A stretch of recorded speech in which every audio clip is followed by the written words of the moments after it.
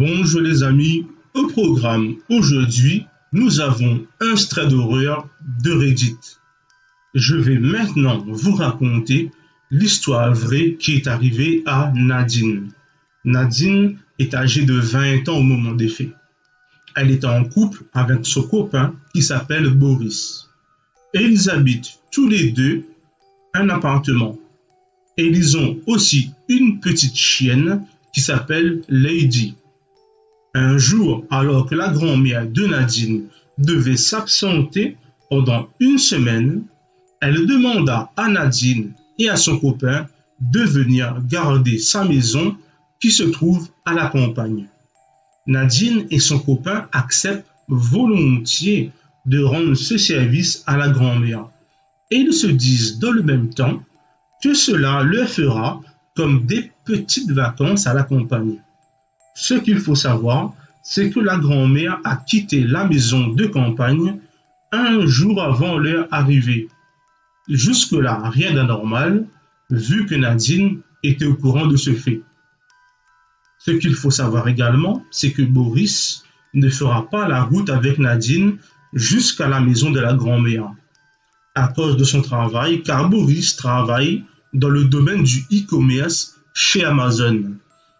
Et comme quelquefois il finit tard, il la retrouvera un peu plus tard dans la soirée. Il est midi et Nadine arrive chez sa grand-mère en compagnie de sa chienne Lady. Elle sort sa valise de sa voiture et s'installe à la maison. Du coup, elle fait le tour de la propriété qui est quand même assez grande et remarque que l'une des fenêtres de la maison était mal fermée. Sur le coup, elle ne pense pas à mal. Elle ferme la fenêtre et continue de faire le tour de la maison. Quelques heures plus tard, la nuit commence à tomber. Nadine est détendue dans le salon en lisant l'un de ses bouquins favoris. Et elle finit par recevoir un appel de son copain qui lui annonce qu'il est déjà en route et qu'il sera bientôt là. Le coup de fil se termine et juste après avoir raccroché, Nadine entend un bruit venant de la cuisine qui la fait sursauter. Elle va voir ce qui se passe, pensant que c'est sa chienne Lady qui fait encore des bêtises. Dans la cuisine, elle voit sur le sol un chandelier. Pensant que c'est sa chienne qui fait des bêtises, elle ramasse le chandelier, mais elle se demande quand même comment sa chienne a pu faire tomber un chandelier qui se trouvait au milieu de la table, vu que sa chienne est encore très petite, ce qui est quand même très étrange. Et à ce moment-là, sa chienne commence à aboyer de manière très violente, comme si elle avait peur de quelque chose, ou plutôt de quelqu'un. Et d'un coup, Nadine ressent un mauvais pressentiment, comme si elle n'était plus seule dans la maison. Elle se sent soudainement observée. Et là, en regardant dans le vitre du meuble de la cuisine, elle voit le reflet d'un individu cagoulé dans son dos. Nadine se retourne subitement, tandis que l'individu se précipite sur elle pour tenter de la saisir. Et avec un réflexe de survie, elle frappe l'intrus à la tête avec le chandelier qu'elle tenait encore dans sa main. Sur le coup reçu à la tête, l'individu s'écroule. Nadine en profite pour prendre son chien dans ses bras et elle se précipite au premier étage, poursuivie par l'individu. Et elle s'enferme de justesse dans la chambre à coucher.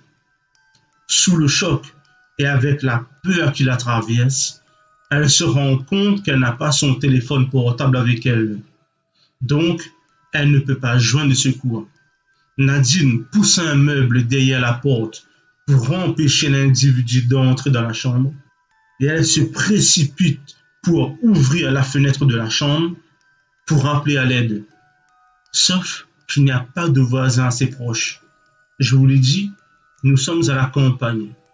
Et l'individu, lui, commence à défoncer la porte et il est à 2 doigts d'entrer dans la chambre. lorsqu'elle aperçoit la voiture de Boris, son copain qui arrive. Nadine se met à hurler de toutes ses forces. Boris entend des cris et se demande ce qui se passe.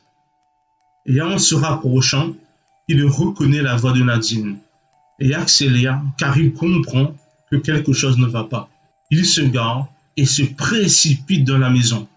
En même temps, l'individu, lui, qui entend Boris arriver, s'enfuit aussitôt en sautant du premier étage pour fuir dans un champ qui se trouve juste à côté de la maison.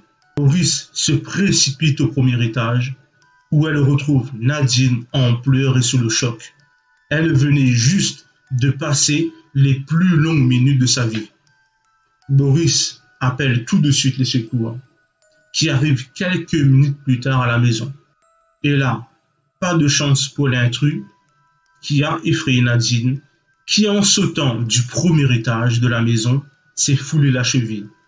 Il n'a pas pu fuir et s'est fait rattraper par la police. Et il s'avère que cet intrus est en fait un cambrioleur, recherché depuis pas mal de temps par la police, qui retrouve sur lui de l'argent et des bijoux en or qui appartenaient à la grand-mère. La police continue son travail et récupère les témoignages de Nadine et de Boris, qui déposent également plainte. Suite à cela, Nadine et son copain ont malgré tout continué à rester chez la grand-mère, en profitant du mieux possible de leur petit séjour à la campagne. Et ce témoignage s'arrête là, les amis. Fin de l'histoire. J'espère que cette vidéo très d'horreur vous a plu. N'hésitez pas à liker la vidéo et à vous abonner à la chaîne. On se retrouve très vite dans une prochaine vidéo. Salut!